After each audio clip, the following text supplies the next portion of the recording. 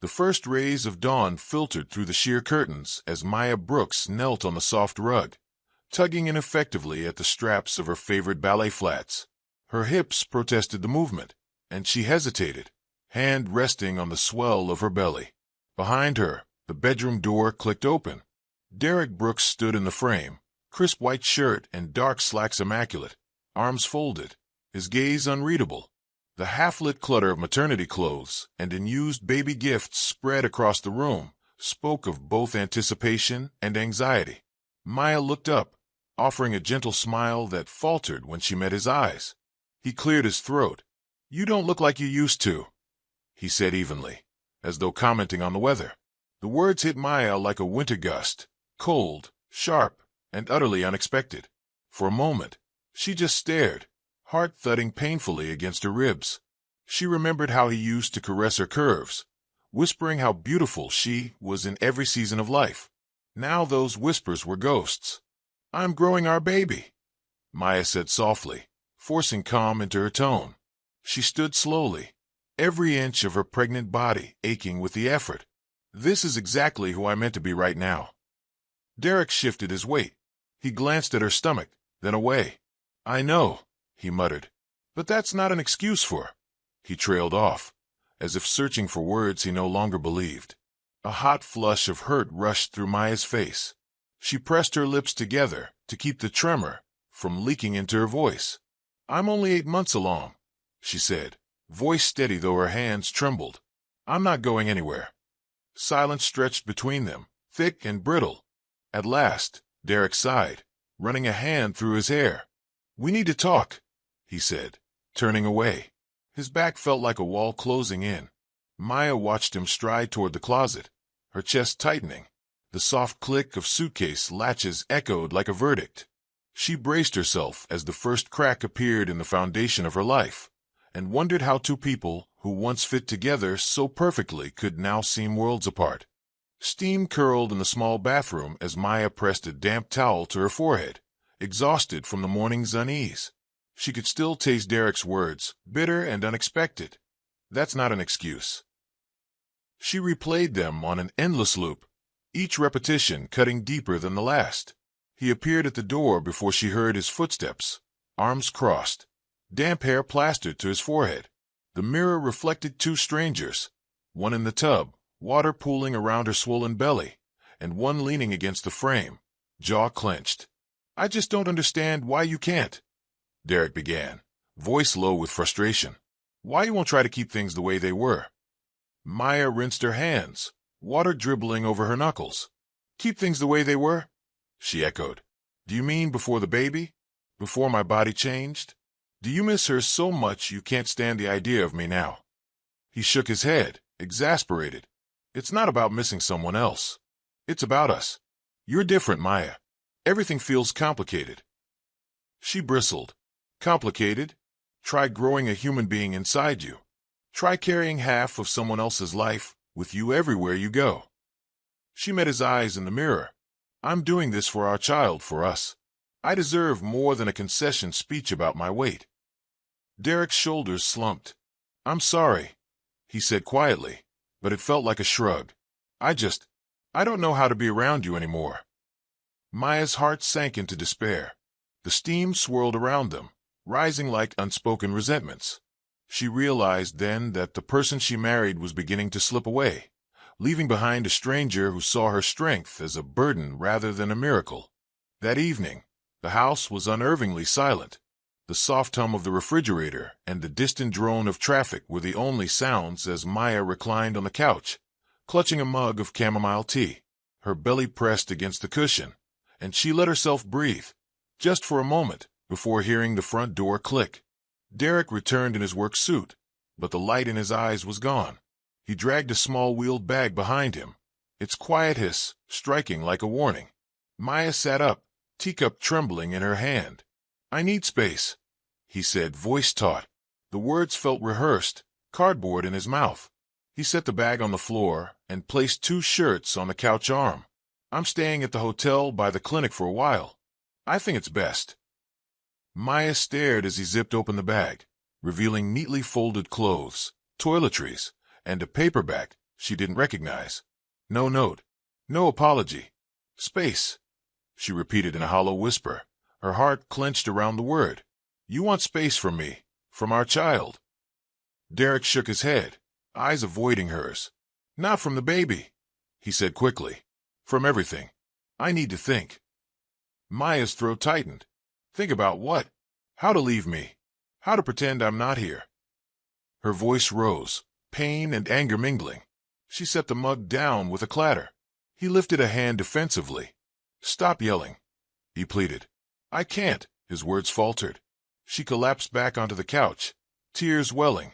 Derek picked up the bag, turned on his heel, and walked out the door without looking back. The slam of the latch echoed long after, and Maya wept quietly, the hollow ache in her chest matching the echo in her emptied home. The clinic waiting room was bright and bustling with expectant mothers and their partners. Maya sat on the stiff plastic chair, legs crossed awkwardly, hands folded over her belly. She checked her watch for the third time in 10 minutes, half expecting Derek to burst through the door apologetic and smiling. He never came. When her name was called, Maya rose with a deliberate calm and followed the nurse down the corridor. In the ultrasound room, the familiar whoosh of the fetal heartbeat filled her ears, steady and strong, a reminder of why she refused to give up. Dr. Anyakachi worked the wand across her swollen abdomen, brow furrowed in concentration. Everything looks good, he said, voice kind. Maya let out a breath she didn't know she'd been holding. As she rewound the images, tiny hands, little spine, the fluttering heartbeat, her eyes stung. She reached for her phone, thumb hovering over Derek's name. Why hadn't he replied? Did he even care? Her phone buzzed once, then fell silent. A text from Nina. How are you holding up? Maya typed back. Here alone. Baby's fine. The reply came almost instantly. Be there in 30. Maya tapped the screen, letting the promise of her friend's support soothe the jagged edges of her fear. She allowed herself a small smile as the nurse led her back to the waiting area. Alone, but not entirely without hope. 2 days later, the front door burst open before Maya could unlock it. Nina Field stood there, rain-soaked and breathless, arms wrapped around a suitcase almost as big as her. Her eyes were fiery with concern. You didn't respond to my last calls, she said, voice fierce with relief and underlying fury. Maya stepped back, startled by her friend's sudden appearance. Nina, you shouldn't be here. I am, Nina replied, collapsing onto the nearest chair and dropping the bag with a heavy thud. You are not doing this alone, Maya. Maya's chest tightened. She'd been trying so hard to keep her composure that she'd almost forgotten how to ask for help. Tears pricked her eyes as Nina crossed the room and sat beside her. I've cleared my schedule, Nina said, pulling Maya's hand into her lap. I'm staying as long as you need. Maya swallowed. I don't want to be a burden. Nina's lips curved softly. You're not a burden. You're my best friend, and you're carrying my nephew.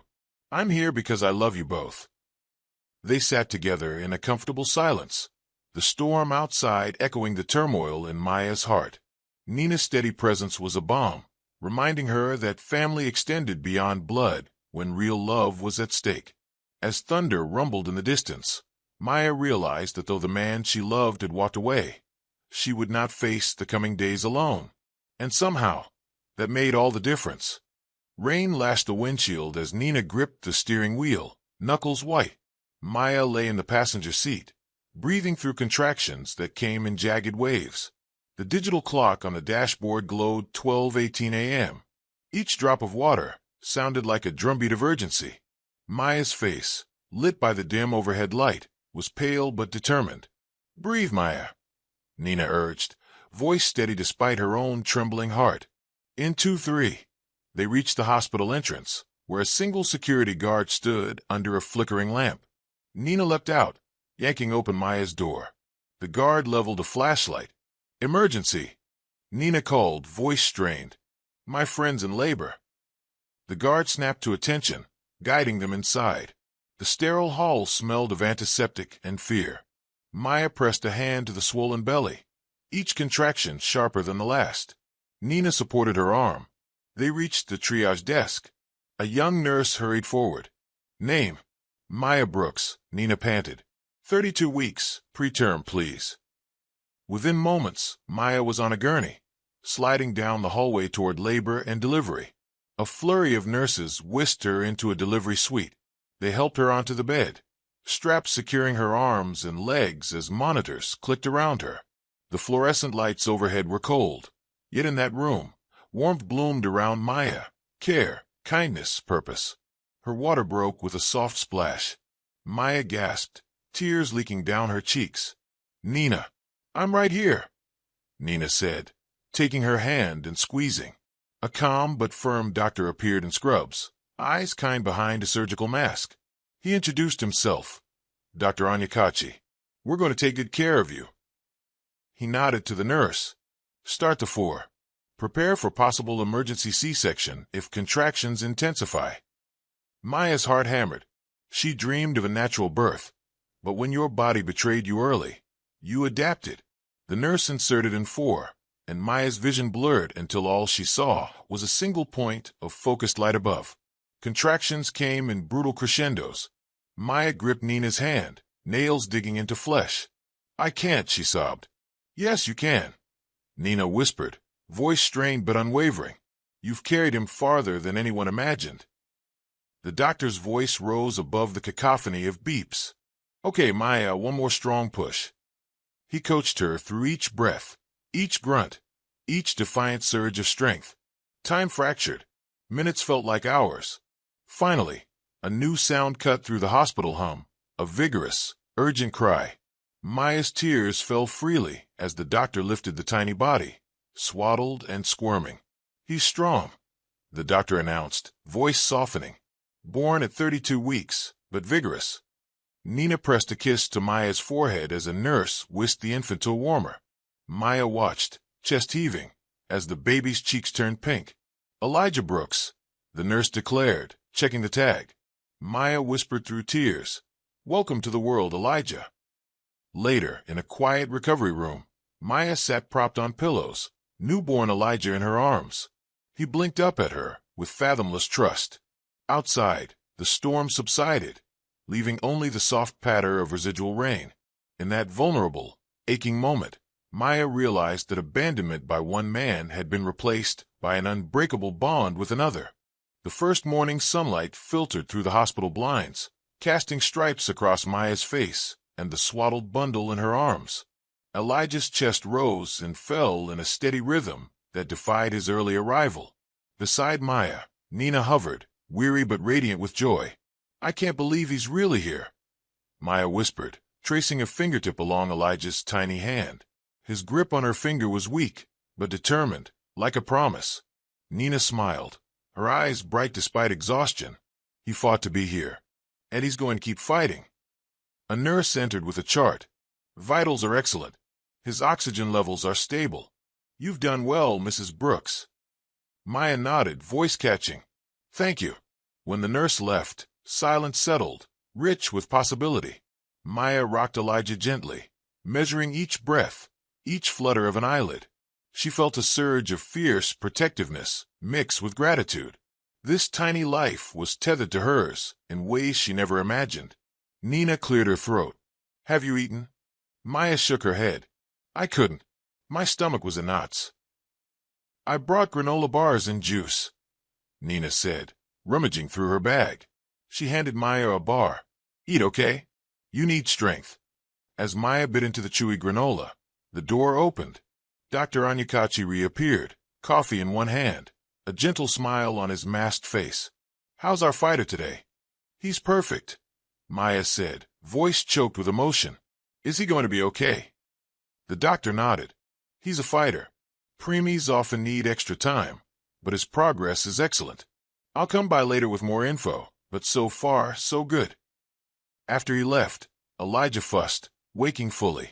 Maya cradled him to her shoulder, rocking in the plastic rocking chair. His whimper turned to a strong cry. Hearing that cry, raw and triumphant, Maya felt something inside crack open. The man who abandoned her might have silenced his own voice, but her son's cry was louder than any rejection. Tears blurred her vision. She closed her eyes, letting the sound wash over her. Nina reached across and squeezed her shoulder. "He loves you," she said softly. "He knows who you are." Maya opened her eyes and smiled down at Elijah's auburn head. The world felt dangerous and uncertain, but in that moment, it also felt full of possibility. As his first cries echoed through the ward, Maya vowed to meet each of his needs, physically, emotionally, and with unwavering love. Later that day, when visitors were allowed, the empty visitor chair beside Maya remained vacant. Other mothers embraced husbands and children. Balloons and flowers filled the corners of their rooms. But Maya sat alone, safe in the cocoon of Nina's presence and Elijah's fragile strength. The sting of Derek's absence was sharp, but eclipsed by the new life in her arms. Elijah's cry had marked his arrival. Maya's heart declared it a new beginning. No matter what storms lay ahead, she had her son, and that was enough. Days later, the ward hummed with reunion and relief. Mothers cooed over newborns. Older siblings peeked through glass doors. Maya sat upright in bed, Elijah swaddled and sleeping in the bassinet beside her. Her reflection in the window was a quiet testimony, dark circles under her eyes, yet a peaceful glow about her. Nina flitted between chairs, offering water, snacks, gentle updates. Flowers lined the windowsill, sent by well-meaning friends and family, everyone except Derek. "Any word from him?" Maya asked, voice soft as a breath. Nina shook her head, brow tight. "Nothing." Maya traced the rim of her coffee mug, heart sinking. She wanted to hate him, to curse his name, but under the layers of hurt lay exhaustion, and a flicker of longing for the man who once promised forever. The door opened and Dr. Kane stepped in, his first visit since the delivery. He offered a small smile, setting down a clipboard. "How are you both doing?" Maya looked around the room. "We're surviving." She managed a wry half-smile. "Elijah's a trooper." He checked the chart, then his eyes met hers. "He's beautiful and strong. And so are you, Maya." She blushed, glancing at the empty chair by her bed. "It's quiet without." Her voice trailed. Guilt and grief tangled in her throat. Dr. Kane followed her gaze. "Sometimes silence can be a gift." He paused. "But it can also be isolation. You don't have to face this alone." Maya nodded, swallowing the lump in her throat. "Thank you." Later, Nina returned with lunch trays. They ate in companionable silence, punctuated by Elijah's gentle coos. Maya noticed how each mother had someone, a partner, a relative, beside them. Each room told its own story of shared joy or shared sorrow. But here, in Maya's room, the visitor chair stayed empty, a silent sentinel to Derek's absence. As the afternoon light shifted, Nina reached out. "You're doing amazing, but it's okay to feel sad."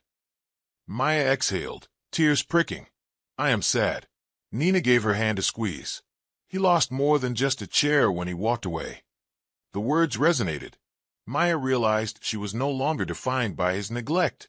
She was defined by her son's life, by the community of support around her, by her own tenacious love. That night, Maya sat on the bed's edge, Elijah sleeping softly against her chest. The empty chair faced them both. She closed her eyes, letting the silence fill her, not as abandonment, but as space to grow into her new self. The door to Maya's house creaked open, revealing baby clothes strewn across the floor, a crib assembled but bare, and a silence so vast it felt like a tangible presence. Maya stepped inside, balancing Elijah in one arm and a box of diapers in the other. Nina followed, carrying bags of groceries. Maya set Elijah gently into the car seat carrier and collapsed onto the couch. "It's empty," she whispered, voice trembling. Nina knelt before her, eyes sympathetic. "It's just furniture. We'll make it a home again." Maya rubbed her temples. The house, once a symbol of love and partnership, now felt like a museum of memories she couldn't bear to revisit. Framed wedding photos lined the mantel, smiling faces frozen in happier times. "I can't stand looking at these," Maya said, gesturing to the pictures. Nina stood, crossing to the mantel. She gathered the frames and set them on the dining table. "We'll sort through them later," she said gently. "Right now, let's focus on basics." They unpacked the groceries, formula, blankets, baby food, roast chicken, fresh vegetables. The familiar ritual of cooking grounded Maya. Each chop of a knife a note in a new melody of independence. Nina hummed softly as she stirred a pot of soup, making the kitchen warm with domestic comfort. Elijah stirred in his car seat carrier beside the couch. Maya scooped him up, pulling him into her lap. He blinked sleepily, his head nestled against her chest. "You're home," Maya whispered. "We're home." The afternoon sun slanted through the curtains, casting a golden glow on the new mother and child. Maya felt a pang. This was supposed to be a family home, not a fortress of solitude. Nina placed a reassuring hand on Maya's shoulder. "You're not alone," she reminded her. "I'm here. We have friends who'll visit. We'll rebuild this together." Maya nodded, tears brimming. She set Elijah in his bouncy seat and hugged Nina fiercely. "Thank you." As evening fell, Maya tucked Elijah into his crib, tucking a soft blanket around him. The house was still, only the faint hum of the refrigerator and the rising bubble of the soup on the stove. Maya sat in the dim living room, blanket wrapped around her shoulders, watching the soft flicker of the soup pot light. This house would never be the same, and neither would she. But as Maya exhaled, she felt the first stirrings of hope. Home wasn't defined by absence, it was defined by love. And in that, she had more than enough. A white envelope lay on the kitchen counter, stark among the colorful jars of spices and half-peeled vegetables. Maya's heart clenched when she saw the law firm's return address. She picked it up with trembling fingers, Nina hovering anxiously beside her. Maya slid it open.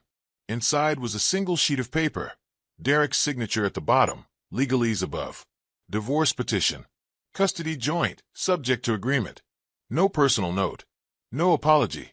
Just the cold machinery of separation. Maya sank onto a stool, wrists resting on the counter. Nina leaned over, reading the letter's paragraphs in silent solidarity. "He's serious," Maya whispered. Nina's jaw tightened. "He's hurt you in every way a spouse can." Maya swallowed. "What do I do?" Nina clasped her shoulders.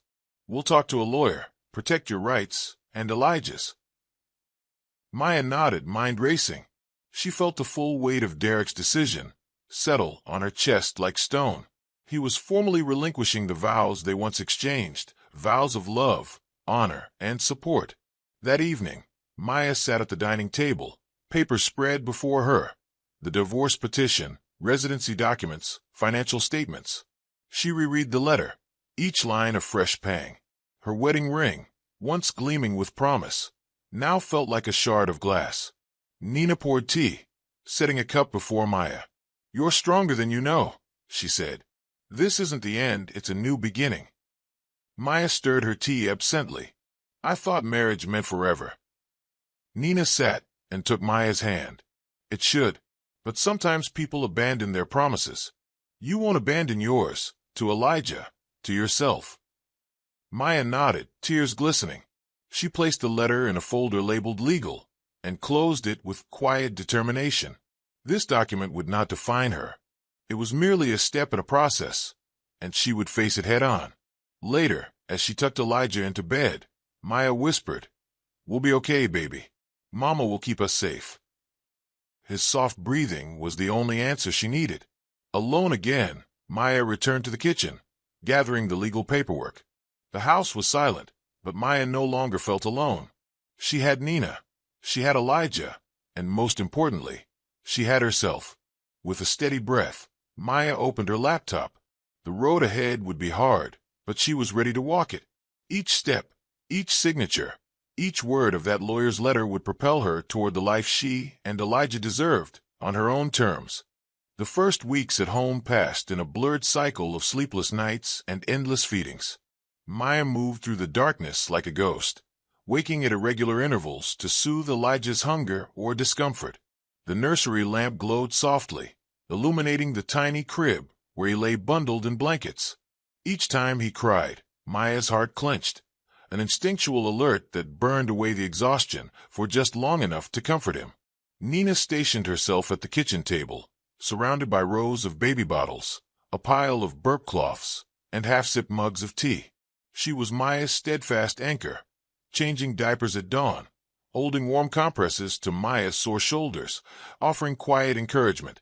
When Maya felt tears welling, she would find Nina's calm presence beside her, a reminder that she was not alone. On one particularly hard night, the cry had sounded more urgent. Maya, barely conscious, hovered over Elijah's crib, voice soft and soothing. "I'm here, baby. I've got you." She lifted him into her arms, patting his back as tears slipped down her own cheeks. The vulnerability was raw. She felt the weight of every lost hour of sleep. Nina appeared, rubbing her eyes. "He's fine," she whispered, pressing a bottle into Maya's hand. "Go ahead." As Maya fed Elijah, she felt the warmth of the milk and the rhythm of his suckling pulse through her. In that small moment of connection, the chaos outside receded. The soft drumming of rain against the window pane became a lullaby. With Elijah fed, Maya cradled him, swaying in the rocking chair. The world shrank to the two of them, a mother and her newborn, united against the night. She hummed a lullaby her own mother used to sing, voice trembling but tender. Nina watched from the doorway, eyes glistening. Later, when Elijah finally drifted to sleep, Maya laid him back in the crib with reverent care. She brushed a strand of hair from his forehead and whispered, "Rest now, my love." She then sank onto the floor, exhausted. "I don't know how long I can keep this up," she admitted, voice hollow. Nina sat beside her and took her hand. "One night at a time," she said softly. "And remember, this too shall pass." Maya nodded, letting fatigue pull her into a fitful sleep on the nursery floor. In the morning light, Maya awoke to Elijah's coo. Raising her hand, she felt the faint ache in her bones and the hardened determination in her heart. The nights were long, the feedings constant, but with each sunrise, she grew stronger, driven by a love that could withstand any darkness. By the third week, the novelty of new motherhood had worn off. Sleep deprivation gnawed at Maya's edges, turning simple tasks, like walking to the bathroom, into Herculean feats. Yet each time Elijah startled awake, her exhaustion dissolved in a wave of protective love. During one night, the silence weighed so heavily that she half expected lightning to break through the walls. When she touched his cheek and felt his steady breath, she realized she would fight any storm for him. Some nights, she found herself whispering promises. "I will keep you safe. I will never leave you." Words she never imagined uttering. Nina, folding laundry in the corner, would glance over and smile. "You're doing amazing," she would say. Maya would nod, offering a grateful smile, recalling Derek's empty bed and the silence he left behind. She caught herself reaching across the pillow in the dark, longing for a partner's warmth. She found Nina's steady presence and Elijah's breathing as constant support. 6 months had passed since Maya's life had remade itself around her son's needs. Today was Elijah's 6-month checkup at Riverbend Pediatrics.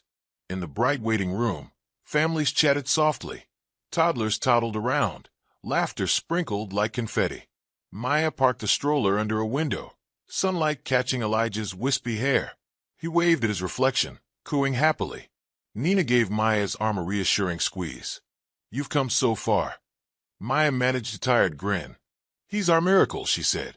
A nurse called their name and ushered them into an exam room. Dr. Lucas Kane looked up from the chart, his polite smile warming his dark eyes. He set his pen aside. "Maya, Elijah, welcome back." Elijah reached for Dr. Kane's stethoscope.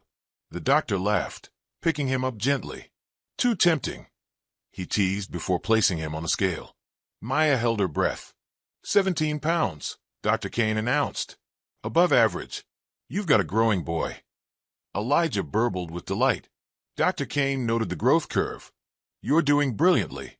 How are feedings going?" Maya described the schedule, nursing sessions, bottle supplements at night, slight reflux. Dr. Kane listened, nodding. "That's all normal. Keep an eye on positioning, and he should settle soon." He examined Elijah's reflexes, rooting, grasping, stepping. Maya watched in awe as her son's instincts played out. Dr. Kane's professionalism blended with genuine warmth. When he took Elijah's temperature, Maya felt a protective surge. His gentleness mattered. After the physical exam, Dr. Kane sat on a stool, offering Maya a folder. Here's his growth chart and some resources for sleep training when he's ready. Maya's throat tightened. I can't thank you enough. Dr. Kane paused, meeting her eye. I also wanted you to have this. He handed her a small card. My number. Call if you need advice. No voicemail, direct line. Maya accepted it, pulse quickening. Thank you. That means a lot. He nodded, turning back to Elijah. You two take care. As Maya tucked the card into her jacket, she felt a hopeful flutter. Outside, Nina waited with 2 coffees.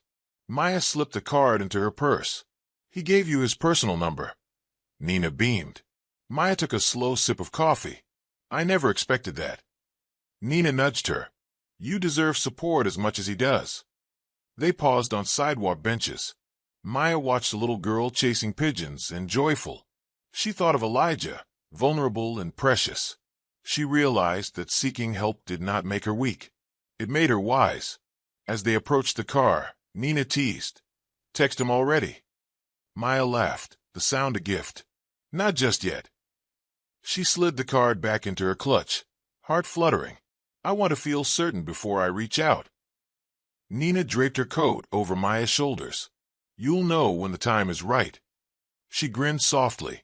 Maya rested a hand on her own belly, connecting to the life that had turned her world upside down. She felt a breeze of possibility blow through her chest. For so long, her narrative had been dictated by others. Tomorrow, she would write a new line. In the quiet stretches between nights and feedings, Maya discovered small moments of peace that stitched her frayed edges back together. One Sunday morning, she and Nina sat on the front porch, sunlight dappling through bougainvillea vines. Elijah slept in the stroller beside them, his soft snores a rhythmic reminder of life's fragile beauty. Nina cradled a mug of coffee, steam rising like a blessing. Look how calm he is, she whispered. Maya smiled, her gaze drifting to her son's peaceful face. I never thought I'd find calm in the chaos.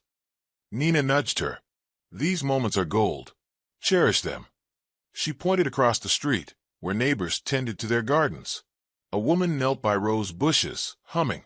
A cyclist rode by, waving. Maya felt the world's pulse, steady, forgiving, alive. Inside, the kitchen beckoned with half-made breakfast. Maya prepared oatmeal and mashed bananas for Elijah's first solids. The warm aroma filled the house, infusing the day with promise. Nina set 2 plates on the table, one for Maya, one for herself.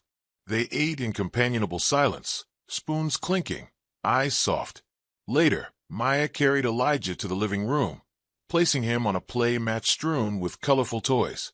He kicked his legs, giggling when the mobile above him spun. Maya sank onto the sofa, watching his joy. In that simple tableau, mother, child, familiar space, she felt serenity settle into her bones. As afternoon light shifted, Dr. Kane appeared at the doorway, clipboard in hand. I'm running late, he said with an apologetic smile. I thought I'd see how you both are before heading home. Maya's heart lifted. Please come in.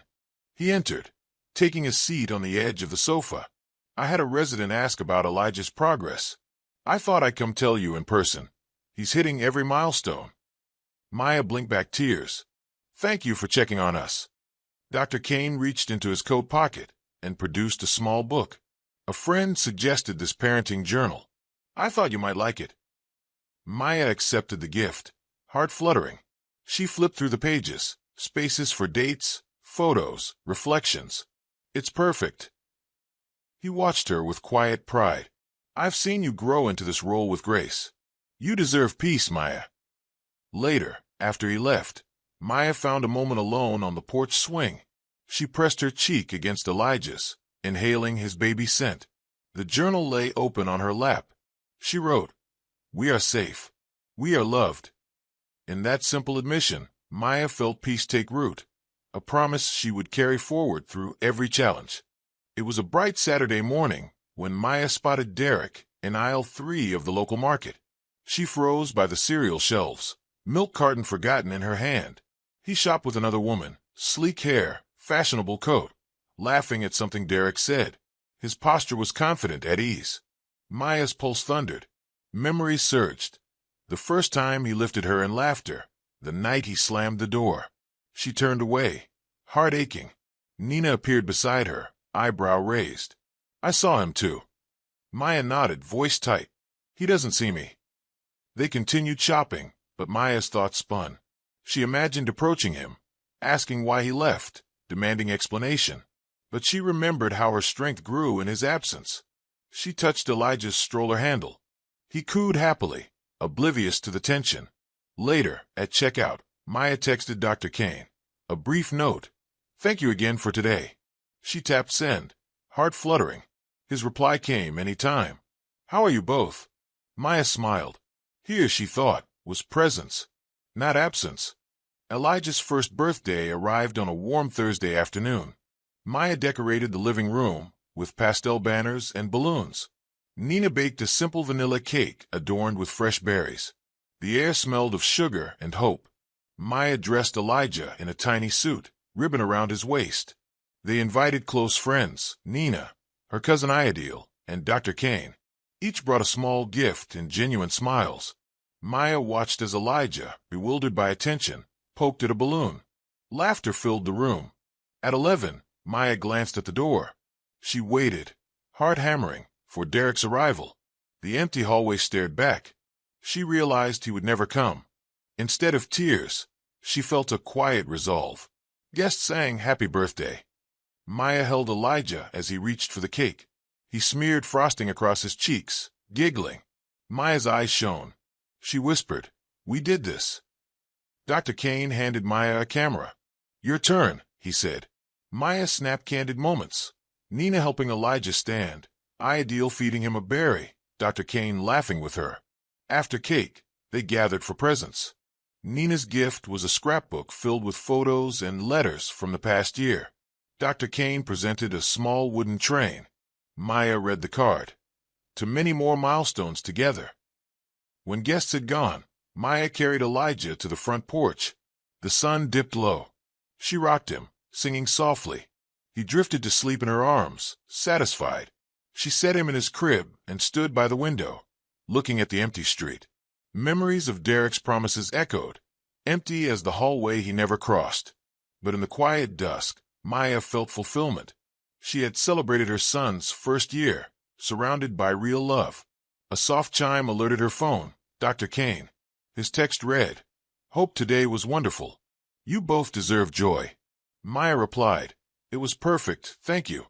She set the phone aside and blew out a single candle from the cake plate on the table. Tonight, she would sleep beside her child and best friend. Derek's absence felt less like loss and more like liberation. Maya realized that life's most precious moments belonged to those who showed up, and she and Elijah had never been more surrounded by love. Late one evening, Maya sat at the kitchen table, a single lamp casting a warm circle of light over sheets of paper. Nina hovered nearby, folding laundry quietly. On the table lay Maya's pen, fresh and glistening in the yellow glow. She took a deep breath and began writing.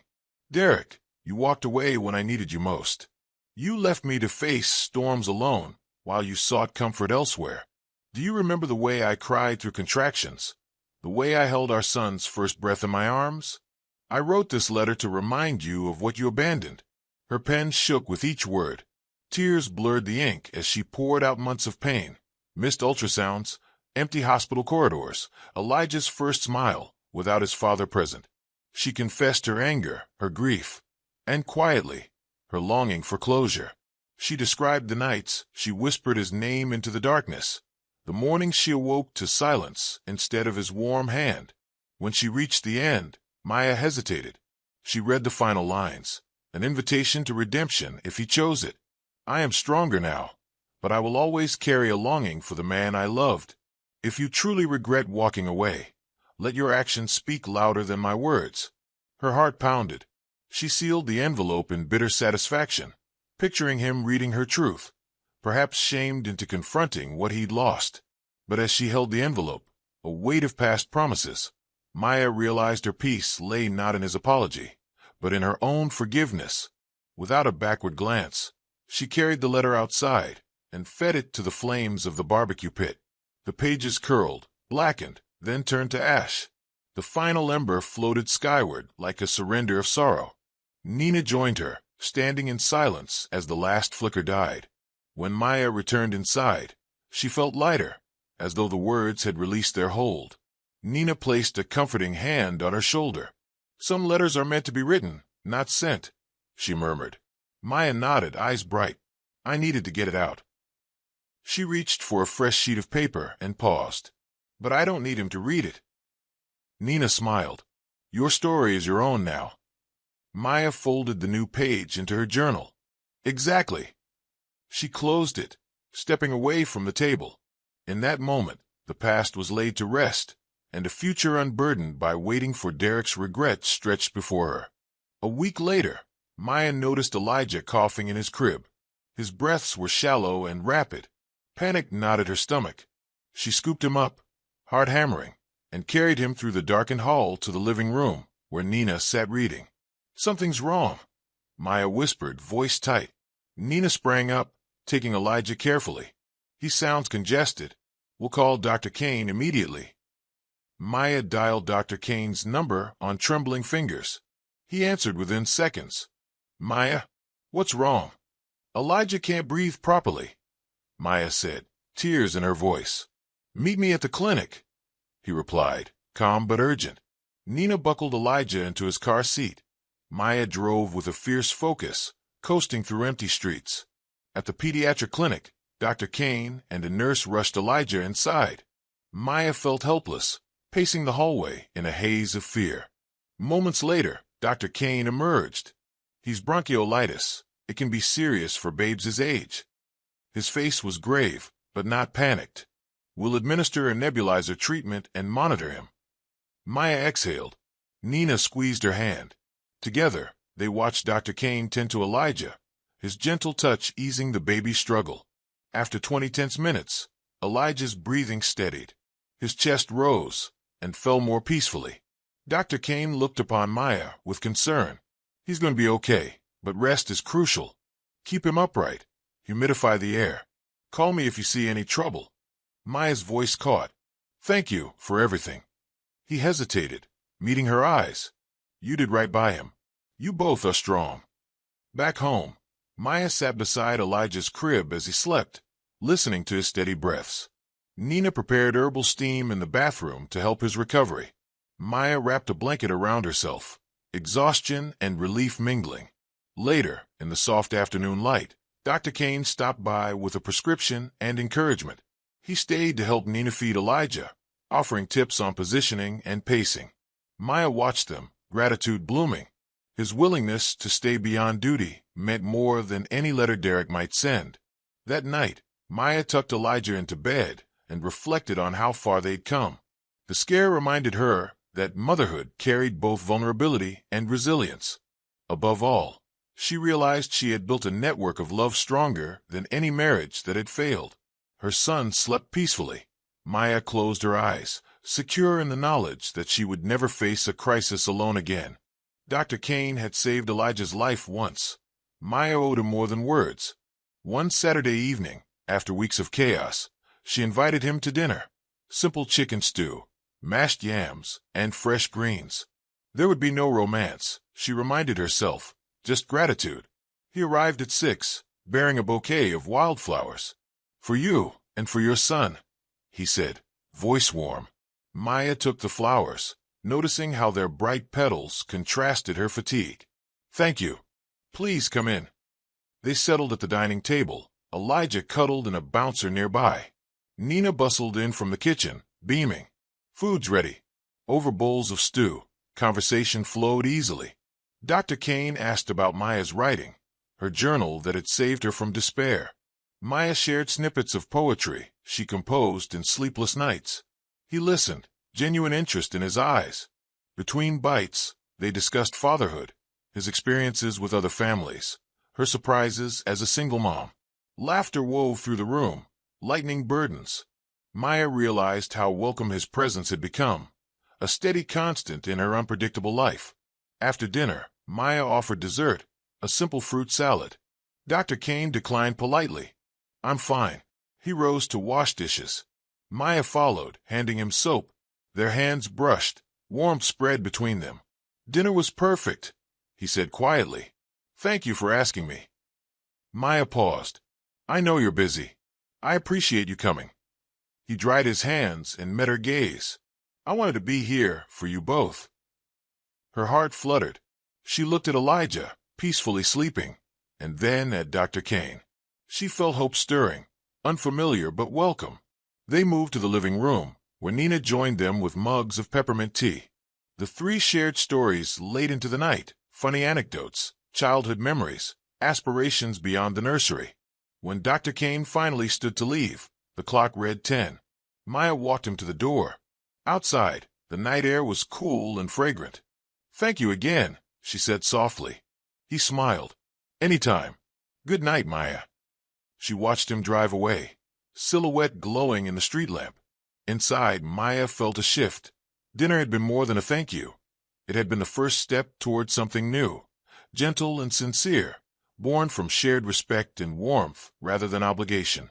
2 years after he left, Derek appeared one afternoon on Maya's doorstep. She was pulling laundry from the line, sunlight turning her hair to gold. Nina sat nearby, sipping lemonade. The doorbell rang, startling her. Maya wiped her hands on a towel and opened the door. Derek stood there, hesitant, suit rumpled, eyes remorseful. Behind him, a leather briefcase. "Maya," he began, voice uncertain. "Can we talk?" Maya's heart stuttered. Memories, both beautiful and painful, surged. She glanced at Nina, who nodded supportively. "Come in," Maya said, stepping aside. Derek entered, glancing around at family photos on the hallway table, smiles frozen in happier times. He swallowed. I owe you an apology. And Elijah one." Maya folded her arms. "You owe more than words." He set the briefcase down, pulling out a small gift, Elijah's favorite wooden train. Maya's throat tightened. He laid it on the table. "I've missed so much," he said. "I thought I needed space, but all I did was lose the best parts of my life." Nina rose into the room, eyes steady. Derek met her gaze. "Nina, thank you for everything." She inclined her head. "I did what any friend would." Derek turned back to Maya. "Please, can I see Elijah?" Maya hesitated, remembering the empty visitor chairs, the nights of tears and strength. Finally, she nodded. "Upstairs," she said quietly. He followed her up the stairs, each creak a reminder of absence. Maya led him to Elijah's room, where the boy, nearly 3, was building a tower of blocks. Derek froze. Elijah looked up, eyes wide. "Papa," he whispered, uncertain. Derek knelt, voice trembling. "Hi, buddy." "It's me." Elijah eyed him, then buried his face in Maya's leg. Maya watched Derek's face redden. His chance to reconnect hung suspended in the air, threatened by the son he abandoned. In the living room, Derek sat on the edge of the sofa, stiff as a board. Maya perched in an armchair across from him. Elijah curled into Nina's lap. The air buzzed with unspoken tension. Derek cleared his throat. "He doesn't even know me," he said. "And I want to try." Maya's gaze was steady. "He doesn't know you because you never stayed long enough to try." He ran a hand through his hair. "I was immature. I was scared of change." Maya folded her hands in her lap. "He needed you. I needed you." Her voice caught. "But you left." Derek met her eyes. "I'm sorry. I was wrong." She studied his face, searching for sincerity. "Sorry isn't enough. Trust takes time to rebuild." He nodded, eyes brimming. "I know. I'll do whatever it takes." Nina placed a gentle hand on Maya's knee. Maya looked at her friend, rock, protector, witness. She took a breath. "Okay," Maya said softly. "You can visit on weekends. No more promises, just actions." She slid a notepad across the coffee table, listing days and times. "Pick when you can be here. Be consistent." He leaned forward, picking up the pad. "I will," he vowed. Elijah watched, peeking from behind Nina's knee. Derek gently reached out. "Hey, buddy." Elijah studied him, then took a hesitant step. Derek scooped him up. The boy rested his head on Derek's shoulder, arms wrapped around his neck. Maya exhaled, a quiet release of fear and hope. She realized forgiveness didn't mean forgetting. It meant choosing how to move forward. Derek's regret was real, but the future would depend on him proving it day by day. As Derek held Elijah, Nina and Maya exchanged a look full of support. The tension remained, but between cracks, new growth could emerge. The road ahead was uncertain, but for the first time in years, Maya sensed the possibility of healing, one steady step at a time. Late afternoon sunlight filtered through the lace curtains, casting filigreed patterns across the living room floor.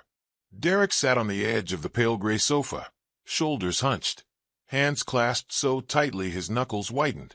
Across from him, Maya perched on the armchair, spine straight, arms folded. In the corner, bright blocks lay abandoned where Elijah had paused his play to watch his parents. Silence throbbed like a living thing.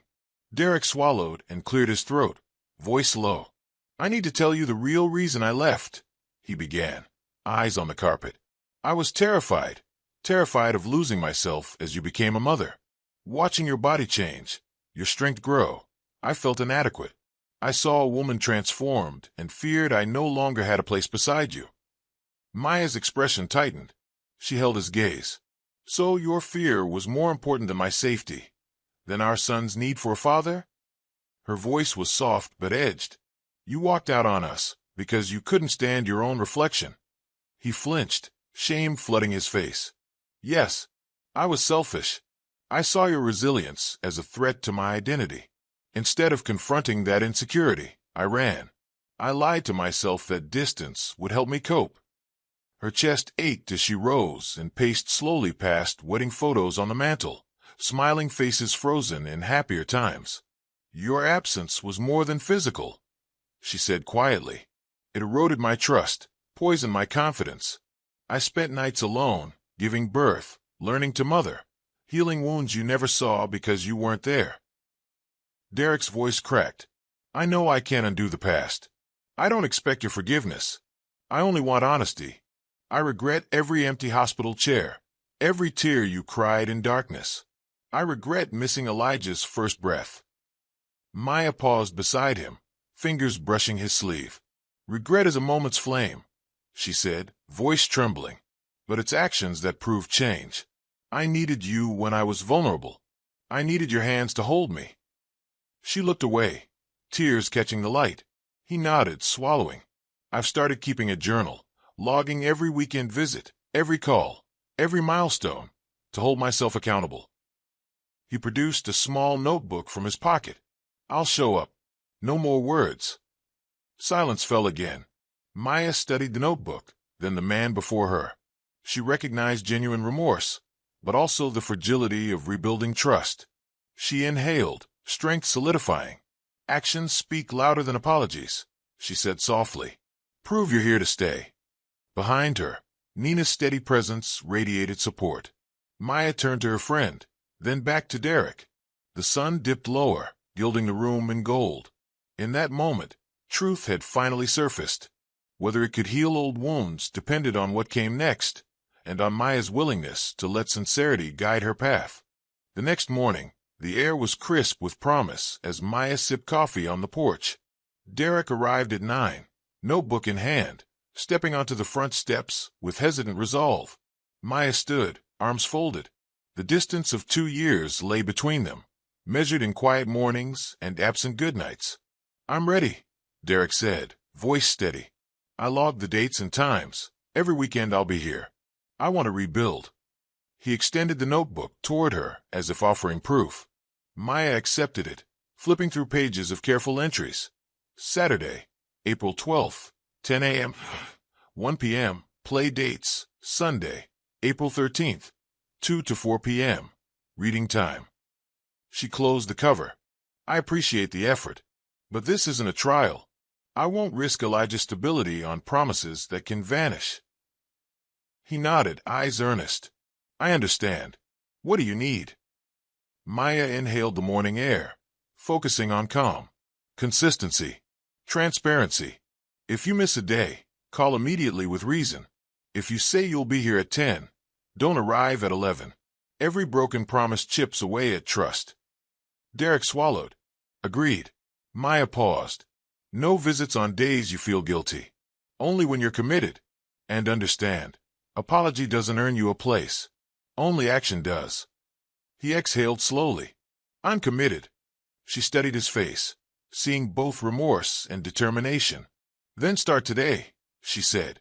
Join Nina and me for brunch at the cafe. Elijah's first steps might happen any minute. He offered a tentative smile. I won't be late. Inside the cafe's bright windows, the three of them gathered around a small table. Nina greeted Derek with cautious warmth. Elijah tottered between them, discovering new confidence. When he plunged into Derek's arms with a triumphant cry, Derek laughed, pure, unguarded. Maya watched, heart fluttering between hope and fear. She reminded herself, no second chances without evidence of change. Derek cradled Elijah and met her eyes across the table. He didn't speak. He only held them both steady. That silent promise may prove more powerful than any words could. Spring unfurled its green promise as Maya, Elijah, and Dr. Kane, now comfortably Lucas, grew accustomed to gentle routines. Saturdays became library mornings, Maya reading aloud as Lucas thumbed through medical journals quietly at a corner table. Elijah sat between them, eyes bright, absorbing every story. One Saturday, Maya closed the book and stretched. I never imagined simple mornings could feel so precious. Lucas smiled. They're the scaffolding of stability. He pointed to Elijah building a tower of wooden blocks. Look at him, confident and curious. You created that environment.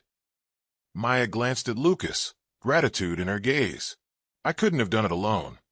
He squeezed her hand under the table. You let me help.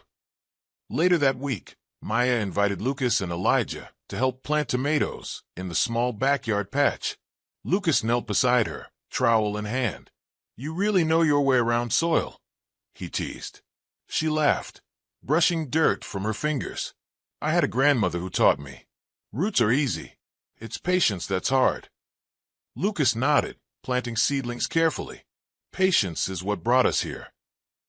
As dusk fell, lanterns cast a gentle glow. Elijah chased fireflies, while Maya and Lucas shared fresh lemonade. Conversation drifted to hopes and fears. Maya spoke of future projects. Lucas confessed his longing for a family of his own. He paused, looking at Maya. If you'll have me, I'd like to be part of that future. Her heart fluttered. I'd like that too. They watched Elijah's laughter light the garden, a testament to new beginnings. With each gentle sunrise and shared chore, they laid the foundation for a life unburdened by past regrets. Their paced steps built confidence, proof that slow, steady growth often endures where bursts of passion falter. One morning, Maya carried Elijah to the living room, where Lucas waited with a stack of picture books. She handed Elijah to Lucas, smiling as the boy's little arms wrapped around his neck. Read me one, Elijah insisted in a small voice. Lucas cleared his throat dramatically. Once upon a time, he began, voice full of character. Elijah listened, eyes wide. Maya sank onto the sofa, heart warmed. Halfway through the story, Lucas paused. Elijah shifted in his lap and, without thinking, slipped. Papa! Lucas froze, book in midair. Maya felt warmth flood her cheeks as Lucas's eyes misted. Elijah looked between them, delighted by the sound. Maya rose and knelt beside them. Did you say Papa? She asked softly. Elijah grinned. Papa Lucas. Lucas set Elijah on his feet, crouching so they were eye to eye. Only if that's okay with your mom, he said quietly. Elijah nodded vigorously. Okay. Maya wrapped her arms around both of them. It's more than okay. Later, when Lucas prepared to leave, Elijah clung to his leg. Lucas bent down. I'll always be here for you, buddy, he promised, voice thick. Maya watched from the doorway as they waved goodbye. She realized that family could be chosen, built on love rather than biology. Lucas had earned his place not by birthright, but by devotion. That night, Maya journaled. Today he called him Papa. I can't describe the joy.